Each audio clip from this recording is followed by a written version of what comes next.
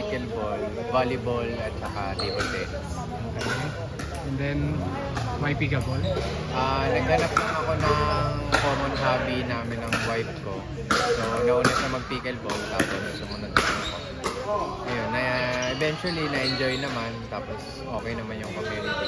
Kaya, ayan, laro ng laro. Okay. What about yung BFRPC na club?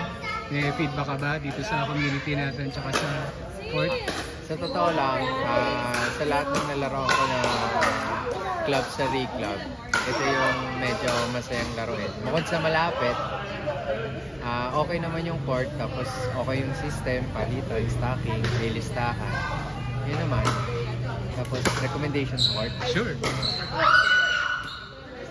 Wala naman. Yun lang, yung harang dito sa gitna. Wala naman, para sa lahat, yung harang sa gitna, para yung bola hindi pupunta sa kabilang court. Okay, sige. Salamat.